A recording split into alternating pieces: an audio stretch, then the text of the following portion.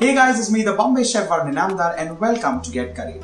Well, today's recipe is my take on chicken Guntur Biryani. Well, earlier I used to get a little confused about the color of the biryani, whether it's red, green or yellow. Eventually, I started making the biryani yellow in color. So this recipe is from me to you. Let's begin.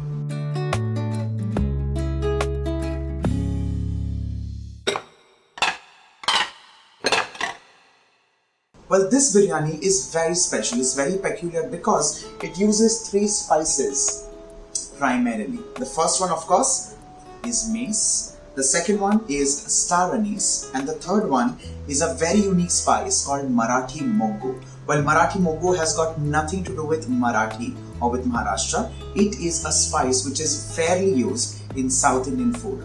Most over, Karnataka food and food from the Andhra. Well, I personally know for a fact that Marathi Moggu could be a challenge in terms of sourcing. But let me assure you and tell you, the basic flavor combination of Marathi Moggu is a combination of mustard, black mustard and black pepper. Use a little bit of both, crush that together nice and fresh and add it right towards the end of the biryani, and you will reach a little closer even by avoiding the use of Marathi Moggu. So remember that and let's get cracking. Let's begin with heating a pan on high flame and adding in a combination of oil and ghee. We of course need ghee in 2 to 3 stages in this recipe. This is the first part, of course. When the ghee and oil combination just kind of begins to heat up, we'll start adding in the Garam masalas.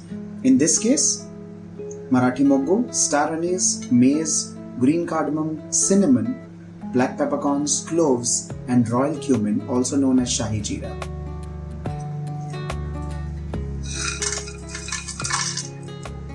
With this, I'm also going to add in Cashewnuts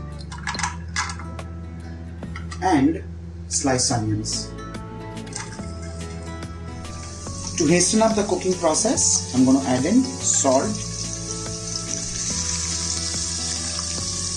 and mix this well.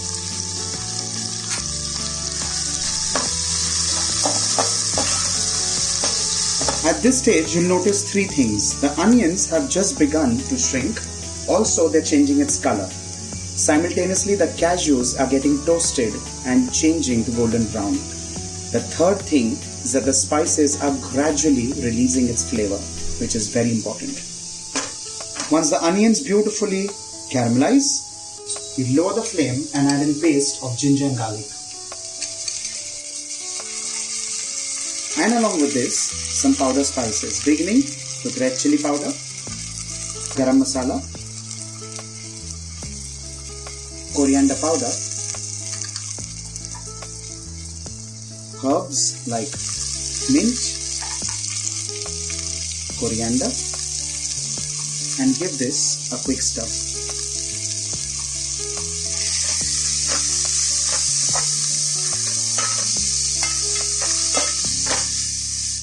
Once the raw flavor of the ginger and garlic goes away, we'll be adding in 2 more ingredients: sliced tomatoes along with green chilies.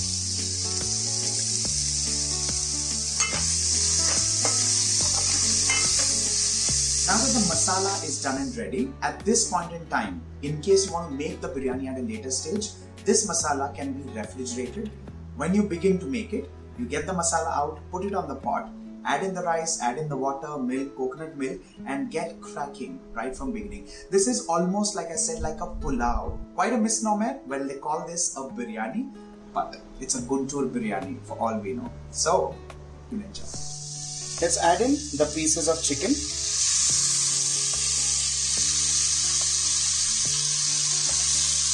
And on top of this, I'm going to squeeze in some lemon. I'm going to add in some more salt, this time for the chicken. But remember, the earlier measurement was only for the onions to get caramelized. And along with this, I'm going to add in coconut milk, regular milk, and curd.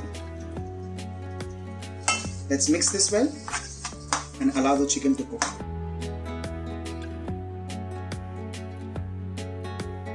You need to cook the chicken on medium flame for 15 minutes. You can cover it only if you wish to.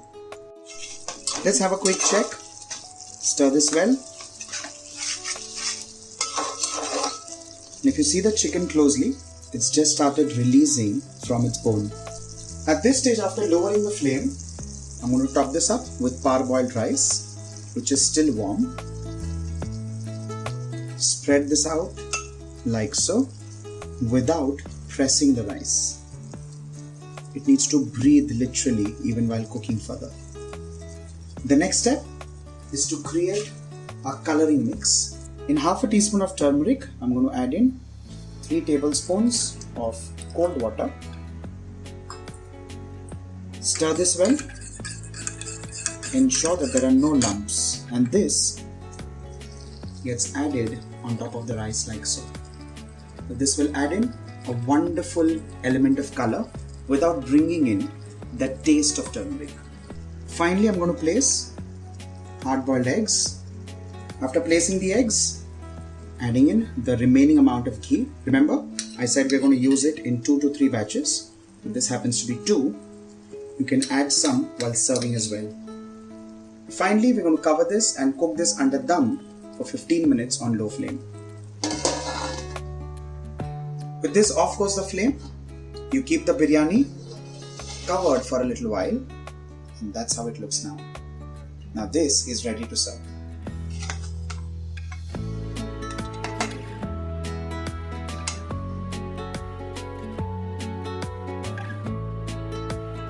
With this, your chicken Guntur Biryani is done and ready. Well, in Guntur, I've seen several grains of rice being used while making this biryani. Long grain, short grain alike. You choose the grain that you have at hand or you like in this biryani specifically. On that note, like the video if you've liked it, share it with your family, share it with your friends, and stay tuned to Get Curried for more such recipes. Bye for now.